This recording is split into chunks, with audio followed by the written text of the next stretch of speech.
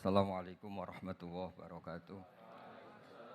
Bismillahirrahmanirrahim. Alhamdulillahirabbil alamin. Wassalatu wassalamu ala asyrofil mursalin sayyidina Maulana Muhammadin wa ala alihi washabihi ajmain. Amma ba'du. Sederenge kula takzim teng para sing rawuh. Dongaaken Sayyid Muhammad Ikhlas, muridé mau cerita sangu mbek rabi. Wis dongakno Sayyid Muhammad legowo, di murid sing cerita rabi mbek sangu mbek nyindir Gus Raub. Ingkang kula hormati niki wonten Gus Raub, wonten Habib Husain, Habib Syekh Abud, wonten Habib Soleh Al-Kafs dan ingkang kula hormati. Kula berpikir begini nggih. Kula ikrar nggih. Kula tak sering bahasa Indonesia mawon. Kula seikrar-ikrarnya yang diceritakan para saksi tadi, murid-murid beliau adalah benar. Sebab itu kula ikut bersaksi yang membela jenengan sing gak menangi Sayyid Muhammad, ya ora duwe wajah ganteng kok Sayyid Muhammad. Tapi banggalah nanti mau jenengan mlebu swarga dimodifikasi, pun ganteng kowe. Oke, wonten cerita ngeten Habib Husain, wonten orang tanya, "Gus, kenapa Nabi itu kok ganteng, wali kok ganteng?" Sing jawab ya lucu. Kok Nabi mesti mlebu swarga, dadi ngrubahi ra akeh-akeh. Dadi mulane sing rapati ganteng kudu ngibadahe sing tenanan karena mlebokno swarga wong ra ganteng butuh ekstra salon malaikat. Nah niku. Begini Pak Hasan, ini tangga kula sering ngaji teng Bojonegoro, terus piyambake nggih sakjane ra di rival kalian kula. Begini Pak Hasan, tadi kata Mas Lutfi itu pengganti dari nama sinten Hisam nggih. Syihab. Itu begini nggih. Ada cerita dan ini semua yang tidak menangi Sayyid Muhammad kedah seneng. Karena hadhil millah atau hadatin ini milik yang menyaksikan Rasulullah SAW, juga yang tidak menyaksikan. Ini pokoknya kalau bela mayoritas, secara pemilu mesti menang kula karena ini mayoritas. Rasulullah itu begitu mencintai dan begitu rindu sama ikhwani. Mereka kata sahabat, saya ini ikhwanu kayak Rasulullah. Enggak, antum ashabi, kamu itu sahabat saya. Ikhwani adalah man amanabi walam yaroni. Mereka iman sama saya padahal tidak ngerti. Itu hebat luar biasa. Wong tidak ngerti kok iman. Wong ra tau disangoni Sayyid Muhammad kok seneng. Loh, itu hebat. Lah nek sing biasa disangoni untuk bojo kan seneng wajar. Nggih setuju nggih? Mboten niki kan argumentasi ilmiah. Saya ini lho niki seksine Gus Raub. Saya ini di antara muridnya Mbah Mun yang kompetitor ilmiahnya baik, termasuk kategori A. Kategori A. Masalah ilmiah loh, nah, masalah ubudiyah kalau biasa. Tapi biasa saya itu berkah. Nabi itu enggak pernah negur orang yang ibadahnya biasa-biasa saja. Yang ditegur adalah yang ibadahnya berlebihan, yaitu Abdullah bin Amr bin As. Ngertos sampai?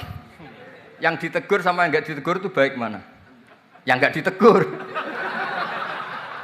Nabi itu tidak pernah negur orang yang ngimami pakai kulhu, tapi pakai Baqarah ditegur. Soalnya aku lagi partai kaum duafa nih, ini masih satu lebih nanti, tapi ini hak nih. Sehingga dalam banyak cerita dan ini disepakati banyak ulama. Uwais Al-Qarni itu lam yaltaqi Rasulullah sallallahu alaihi wasallam. Walam yarahu. Hampir semua riwayat bilang Uwais Al-Qarni itu tidak melihat Rasulullah. Beliau itu sering nangis karena tetangga-tetangganya sudah sowan Rasulullah dan tentu mereka menjadi sahabat karena sudah sowan Rasulullah. Tapi Uwais Al-Qarni dia ibu mokonge ra karuan. Ditinggal lu ra gelem, mokong cerewet ngamukan. Njuk nglayani Uwais Al-Qarni.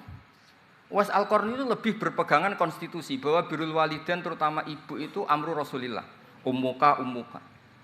Tapi apa yang terjadi?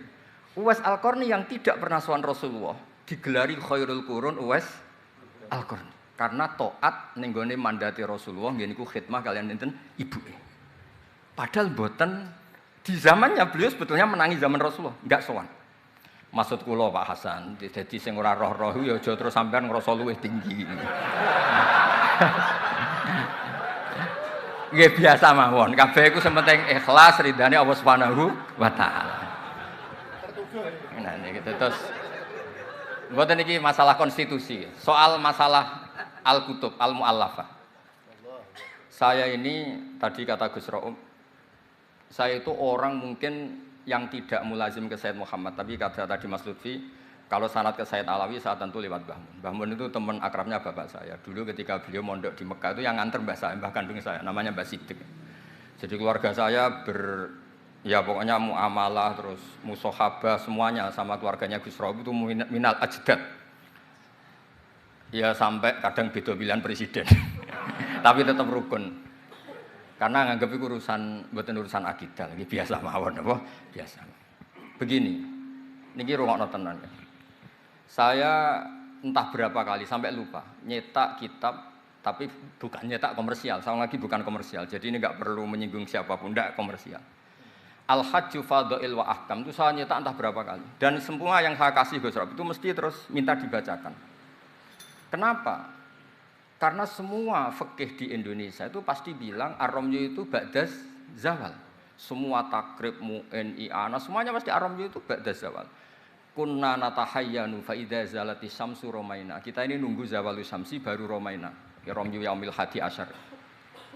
Ketika ada peristiwa muassim, terowongan Mina, karena jutaan orang ke titik yang sama di jam yang sama. Sama lagi jutaan orang ke titik yang sama di jam yang akhirnya Sayyid Muhammad memberanikan diri fatwa secara terbuka bahwa boleh ramyu qoblas zawal. Mereka mesti komplain, iki kitab apa? Sampai komplain, saya bilang ini yang ngarang putune Kanjeng Nabi. Kabeh bantah. Terus tak dudono tak diri dan beliau cara ngendikan masuk akal. Ya niki sing sering haji napa mari sakniki haji ya wonten sing bisnis bareng. Pokoke sing haji lah niki cerita. Sing haji, sing bisnis haji tenan pokoke haji. Sebetulnya dalam ramyu itu kan boleh nafar awal, berarti selesai tanggal 12, bisa nafar sani sampai tanggal 13. Terus kata Sayyid Muhammad, jika bisa isqatur ramyi yauma salisa asar bil kulliyah, bisa menggugurkan ramyu tanggal 13 bil kulliyah. Fali ayya juzat taqdim min babi aula, apalagi ini sekedar takdimul waktu. Dan beliau bilang di kitab Al-Hajju Fadhail wa Ahkam, dan tidak yusamma mukhalafatan. Kenapa ada mukhalafah? Itla ilzama fihi bitasrah, karena Rasulullah tidak mengendikan bahwa ini harus begini. Itu hanya fi'lu. Fi'lu bisa ya dulu alal jawaz, bisa alal aulawiyah, enggak ada jaminan kalau itu syarat apa? Sah.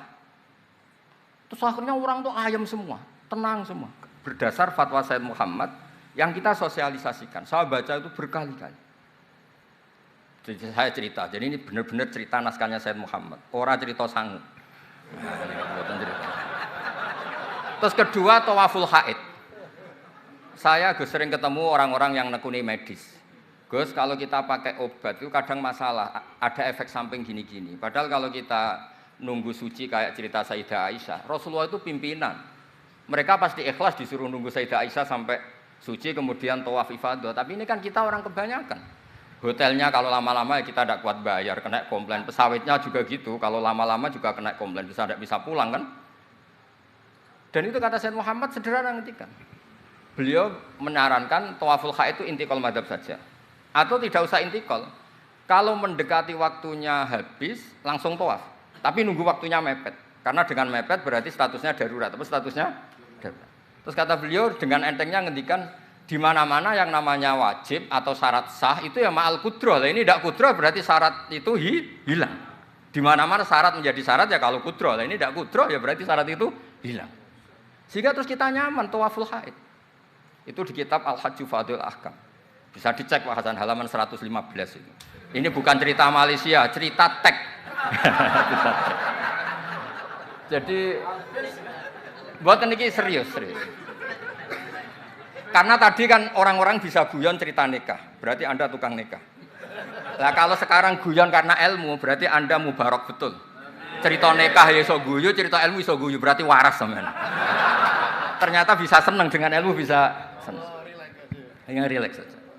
Saya baca kitab beliau yang khataman, ini Gus Rauf saksinya. Saya baca Qawaid Asasiyah itu pasanan khatam tahun 39. Terus poso ini kemarin 45 ini saya juga khatam baca Qawaid Asasiyah. Dulu itu karangan Sayyid Alawi namanya Zubdatul Itqan. Di era Sayyid Muhammad disebut Al-Qawaid Al-Asasiyah fi Ulumil Quran. Saya ngajar di Sarang ya kitab itu di pondoknya Gus Zufur. Saya berkali-kali baca kitab itu di Kudus, di pondok saya kemarin khatam. Terus kitab beliau yang saya senang sekali diantaranya tentu Mafahim Yajibu Antus Sohah. Tadi Mas Lutfi cerita betapa repotnya Sayyid Muhammad ngadepi Wahabi. Tapi di Indonesia saya sering cerita ke mereka, bahkan sebagian yang berfaham itu di kota banyak yang menjadi minna. Saya cerita begini, La ilaha illallah itu kalimatun dakhala bihal kafiru al-islama. Fakaifa bihadil kalimah. Kok terus jadi tukhriju hadil kalimah al-muslimah minal islam ilal kufri. Orang tahlilan, orang nyekel patok, orang-orang NU yang khol itu nyekel patok yang la ilaha illallah, la ilaha illallah. Itu kalimat yang orang kafir puluhan tahun menjadi muslim. Masa dengan kalimat yang sama menjadi kafir? Itu logikanya tidak kena. Berarti kalimat ini punya dua status. Ya mukminah memukminkan, juga mukafirah mengkafirkan. Itu kan lucu gitu. Dan itu mereka terus menerima. Kayaknya bener Gus Pak. Masa kalimat yang 70 orang misalnya kafir dalam waktu 70 tahun itu karena melafatkan satu kalimat itu saja la ilaha illallah Muhammadur Rasulullah langsung menjadi apa? Menjadi muslim atau mukmin. Masa dengan kalimat yang sama hanya karena sambil megang patok terus menjadi apa? Kafir. Kalimat itu kalimat syahadatut tauhid. Makanya saya mohon para muhibbinnya Sayyid Muhammad itu harus baca kitabnya. Saya ini bukan niat sombong.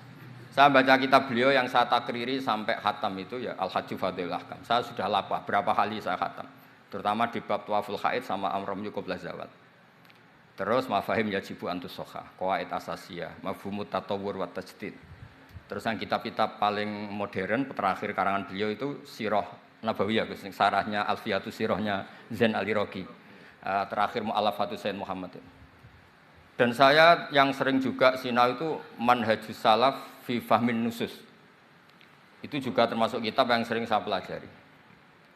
Sehingga belajar betul Mas Hasan, boten main-main, belajar betul ya. Maksudnya kalau tidak bisa tak cari di kamus. Kalau nggak bisa semua bukan niat sombong. Pakai sarana saya ini kan bapak saya itu hafal Quran, buyut-buyut saya ini mungkin termasuk orang yang nekuni Quran. Jadi saya kalau nggak paham, ya Allah kita ibadah pantas. Tiang buta Quran jenengan terus mau ora paham kita ora pantas gitu. Nah, ya akhirnya paham gitu. Nah, dari sekian cerita yang difahami nufus, ini supaya sampean clear ya. Saya mohon semohon-mohonnya. Jika jenengan pilihannya berpakaian seperti ini oke lah. Yang berpakaian ala Rasulullah atau ala Arab terserahlah istilahnya, nggih monggo. Tapi yang berpakaian ala Jawa gini, saya masih ingat takbir itu di halaman 423 di Manhajus Salaf fi Fahmin Nusus. Itu beliau ngendikan gini. Wa kanat sunnatu Rasulillah sallallahu alaihi wasallam annahu yat'amu ma yajiduhu fi ardi wa yalbasu ma yajidu wa yarkab ma yajidu mimma abahahu wa. Famanis ta'mala ma yajiduhu fi ardi fa huwa al-muttabi' lis-sunnah. Kama annahu hajjal baita min madinati. Faman hajjal baita min madinati nafsi fa huwa al-muttabi' lis-sunnah. Wa illam takun hadhil madinah tilka. Sampeyan cek itu. Insyaallah lafadznya itu persis. Bukan karena saya pintar atau cerdas, tidak. Memang saya tekuni. Aku ra iso seneng terus masang foto tok itu tidak bisa. Saya tidak jenis seperti itu. Terus seneng ngenang disangoni tok ora iso. Saya itu sebenarnya enggak bisa. Tidak bisa. Saya tidak jenis itu. Saya itu ya sering dikasih uang Mbah Mun, Gus Rauf saksinya. Tapi ya saya ngenang beliau itu ya kitabnya tak pelajari Al-Ulama An-Nujad, tak baca depan santri saya khatam. Saking senengnya saya Mbah Mun ke Sayyid Muhammad sama beliau punya karangan Maslakut Tanassuk bil ittisalat li Sayyid Muhammad, Maslakut Tanassuk al-Makki fil ittisalat bi Sayyid Muhammad al-Maliki. Saya baca khatam. Saya sampai lupa entah berapa kitabnya Sayyid Muhammad, saya baca khatam dan ada takrirannya. Takriran ini penting karena argumentasinya ilmiah. Misalnya begini, kalau orang ke kuburan kemudian agak diluk, dianggap suratus sajidin li makhlukin. Suratus sajidin li makhlukin. Maka kata Sayyid Muhammad kadang jawab ya lucu. Berarti orang yang koinnya jatuh, koin duit receh. Kalau saya kan mungkin sudah kiai kaya, uang koin jatuh tidak tak ambil. Kalau sampean itu kan masih diambil. Itu kan mesti fisurati sajid. Atau fisurati roke. Lah kalau itu dianggap murtad, semua orang yang ngambil HP-nya jatuh, itu semuanya Murtad karena ada suratus sujud li makhlukin, apalagi ini makhluknya koin. Nah ini bukan gitu. Ini data ya. Maksudnya tak baca di sini karena memang saya profesional. Tapi jangan undang saya, yang berundang saya Gus Robi itu pun sekali ini perjanjian sudah. Saya ini punya buyut-buyut Habib Husain Ba'abud. Buyut-buyut saya itu tukang uzlah. Jadi saya termasuk kiai yang nggak suka diundang. Paling saya hanya ke Pasuruan karena Kiai Hamid Pasuruan itu sepupunya mbak saya. Ke Gus Robi karena putranya guru saya. Pernah diundang Gus Kafabi karena agak-agak dipaksa. Mbah Mun itu ngaji di Bakarim, berarti jenengan cucu murid. Waduh. Kok pakai ancaman ini, Pak? Wah ya sudahlah, saya nurut. Saya nurut, tapi saya bilang begini, saya ini punya pondok Quran, sering deres Quran. Tadi kata Gus Rauf sering deres Quran, sering nyemak Quran. Ya monggo kalau berani menanggung hisab itu. Akhirnya terus sekali aja karena resiko juga kan mengganggu orang yang deres itu. Boten iki boten ancaman, boten cerita mawon, boten saya biasa mawon. Nah ini saya baca beberapa teks yang supaya jenengan ngerti. Ketika Sayyid Muhammad mencintai Imam Malik itu beliau sampai punya karangan Imam Mudaril Hijrah Malik bin Anas. Saya beri sekian cerita betapa Sayyid Muhammad itu mencintai Imam Malik. Makanya beliau dengan gelar Al-Maliki. Beliau karuan Al-Hasani tapi beliau menyisipkan gelar apa? Al-Maliki. Kenapa? Saya cerita sekian mazayanya Imam Malik. Imam Malik itu tidak berpendapat kalau ba'da sholatil asri masuk masjid itu disunatkan sholat. Karena bagaimanapun itu waktu ba'dal asri. Meskipun ada sebab mukorin yaitu masuk masjid. Tapi beliau ada anak kecil, di sini ada takbirnya, ada anak kecil bilang, ya Syekh kum farka. Kamu ini sudah syekh, sudah kiai, masuk masjid tidak sholat tahiyatul masjid, kum farka. Beliau tidak debat, langsung sholat. Ketika ditanya, innahu laisa bimadzhabik, itu tidak madzhab engkau ya Malik. Inni khasyitu an akuna minal ladzina idza qila lahum ruk'u la yarka'u. Kayak apa? Maksudnya Mas Hasan, kalau senang Imam Malik, ya ngarang Imam Malik. Kalau senang Sayyid Muhammad, ya baca kitabnya. Selain cerita dinikahkan dan cerita dikasih uang. Buat niki ganjarane kathah kula gojlok. Mergi dadi jenengan seneng nyeneng ngomong itu kan ganjaran. Nah sampean takok, lah ono kurbane. Kula tadi ya korban berkali-kali kan. Terus ada lagi cerita tentang Imam Malik itu pernah dimintai orang miskin. Saya minta uangnya. Imam Malik jawab, dohirnya itu tidak Islami. Saya tidak punya uang. Kapan-kapan saja ke saya. Terus kata orang di dekat Imam Malik, lima adalah takulu kama yakulun nas rozaqallah. Kenapa engkau tidak seperti umumnya orang rozaqallah? Enggak jadi. Kata Imam Malik, asyaddu kalimatin ala sa'il. Kalimat terberat bagi sa'il adalah kalimat yang nyimpan roda sa'il. Walau dimna jumlatin, meskipun itu fidinim jumlatin terus. Fa'ana ujillu ismawahi ta'ala an azkurahu liman yakrohu sama'ahu walau dimna jumlatin. Saya ini ingin menyelamatkan nama Allah. Peminta itu paling nggak suka kalau ada kata-kata yang arahnya pokoknya nggak ngasih. Saya ulang lagi, peminta itu paling nggak suka kalau ada kata-kata yang arahnya itu tidak ngasih. Karena peminta ini sudah mangkel, saya menyelamatkan tidak nyebut Allah. Nanti Allah jadi korban. Rozaqallah, itu Allah kapan? Nyatanya sampai sekarang tidak ngasih rezeki. Kan Allah bisa jadi korban kan? Makanya beliau nggak mau nyebut Allah. Fa'ana ujillu ismawah, saya menghormati nama Allah. Jangan sampai saya sebut di depan orang yang sedang nggak suka. Tadi karena ada jawaban yang yufidu raddah. Kenapa yufidu raddah? Yaitu pokoknya tidak ngasih. Kayak apa orang-orang? Saya ulang lagi, jadi ini saya termasuk, insya Allah termasuk kompetitor terbaik, termasuk. Bukan apa-apa ya, karena menurut saya senang orang itu. Saya baca Ikhya itu lupa. Khatam berapa kali itu saya takriri pakai naskah. Gus Rauf punya, saya naskah maknanya Baziber saya punya. Ngaji Mbah Mun. Kalau nggak bisa masih pakai kitab Ithaf. Kalau naskahnya beda, saya cari naskah yang lain. Karena saya senang Ikhya, Minhajul Abidin. Pokoknya kitab-kitabnya Imam Ghazali. Saya senang kitabnya Mbah Mun, Baziber, semua. Bukan apa-apa. Takut saya senang ternyata saya yukhalifu madhab. Saya sebagai pembaca maksudnya ya. Korek itu kalau senang ternyata dia yukhalifu madhab. Karena tidak baca. Contoh gampang begini, saya tuh sering ketemu orang-orang khusyuk yang tidak ngaji. Gus itu gimana orang-orang sholat pakai baju merah? Tak tunjukkan di Bukhari, babus sholat fi saubil ahmar. Ada yang protes lagi, gimana Gus itu kiai kok sholat kencing? Berdiri, babul qauli qaiman inda subadati qaumin. Di Bukhari itu. Gus, kok ada hadisnya semua? Yang masalah itu tak kamu kata saya gitu. Loh sampai sholat, sampean kalau sholat kan mikir, ya mikir utang, mikir macam-macam. Itu Imam Bukhari punya bab. Babul ifkar, tafsirnya apa? Imam Bukhari pakai bab itu babul ifkar di sholat. Bab mikir di sholat. Itu dalilnya lucu, Beb Husain. Kanjeng Nabi ku sholat terus salam ke susu. Ditanya, kenapa ke susu? Saya ingat ada dinar di rumah yang belum saya bagi. Berarti ingatnya kan pas sholat. Sampai ya bedanya Nabi ilingnya barang apik sama orang, tapi kan podo lah dalam bab. Jadi kalau suwon kitab-kitab Sayyid Muhammad yang jadi makhrajan hasanan lihadil ummah itu harus kita bela mati-matian. Misalnya begini, Ataqah Somadia, mungkin di Jawa Timur disebut Ataqah Kubra yang baca kulhu beberapa kali, yang katanya bapaknya terus masuk surga itu. Itu kan kalau di kampung saya Gus, kalau ada baca gitu yang selain anaknya tak udah kamu udah usah serius, ramlak di bapak. Oh anaknya tenang-tenang. Pernah ada orang ngundang saya, Gus, ngocok Ataqah Kubra Gus. Anaknya mau nggak manggon, monggo pinara. Saya pulang. Kenapa Gus pulang? Karena anaknya ra maca wong liya bukan maca sembrono gamne. Sing ana ning hadis awaladin sholihin yatullah, ra ono au kiyayin sholihin yatullah gamne. Langsung Gus jenengan ngawur e dalil. Aku ora ngawur pancen aku wong alim, mesti roh tenan. Sing ana ning hadis awaladin saleh, ora au kiyayin saleh. Jadi anak itu penting, malah enggak manggon tok mbek rokokan. Monggo. Semenjak itu kalau orang undang saya, enggak berani kalau enggak khusyuk ngoco. Takut saya pulang.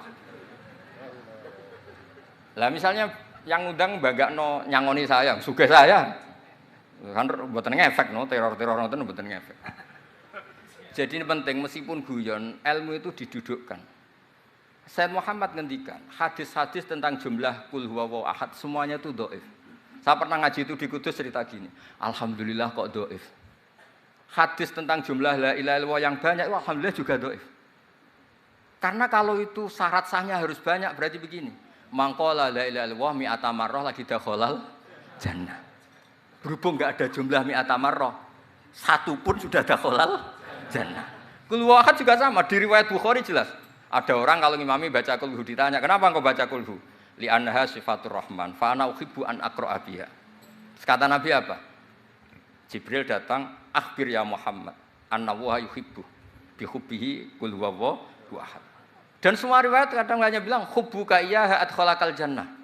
Dan enggak ada riwayat hubbuka iyyaha wa qira'atuka alfa marra wa alfa marra lagi dakhalal. Kalau ada riwayat itu innalillahi wa inna ilaihi raji'un. Kita punya masalah besar karena kita enggak kuat baca lama-lama itu enggak kuat. Artinya gini, kita harus menjadikan kitabnya Sayyid Muhammad ketika menvonis hadis-hadis yang jumlahnya besar tadi. La ilaha illallah jumlah. Loh, soal kamu lakukan tetap baik, kita sepakat itu baik. Tapi jangan jadi aturan hukum. Saya ulang lagi, baca banyak tentu tetap baik, tapi jangan menjadi aturan. Kalau jadi aturan hukum berarti gini. Dakhalal kafiru fil Islam in qara'a la ilaha illallah alfa marrah mi'ata marrah. Itu yang mengislamkan di masjid capek itu. Karena nunggu alfa marrah. Jadi mohon karena agama ini yuridu wa bikumul yusra, agama ini Allah inginnya itu mudah. Bu istu bil hanifiyatis sama semuanya itu mudah. Tapi jangan tahawun ya. Jadi kalau suwon tadi alhamdulillah sudah diduga saya 20 menit karena memang saya ini tidak bisa pidato. Saya kalau ngaji di rumah ini Gus Rauf saksinya. Saya ngaji biasa 4 jam, 3 jam biasa ngaji. Ngaji ada kitabnya saya baca Jalalain, pikirnya ada Sofi, ada Futuhat Ilahiyah, kadang ada Tobari itu kuat. Kenapa saya kuat 3 jam kalau ngaji? Saya ini pecinta umatnya Rasulullah SAW. Umat itu tidak boleh hanya mendengar kata-kata seorang bahak, enggak boleh. Harus mendengar kaifa qala Tobari, wa kaifa qala Al-Baidawi, wa kaifa qala Shahibus Shafi, wa kaifa qala Imam Syafi'i. Saking hormat saya. Cuma saya nyampaikan pancen rileks guyon, karena itu wasiatnya Bapak. Hak kena ngaji guyon. Nah, iku wong bingung kabeh sing ngaji-ngaji.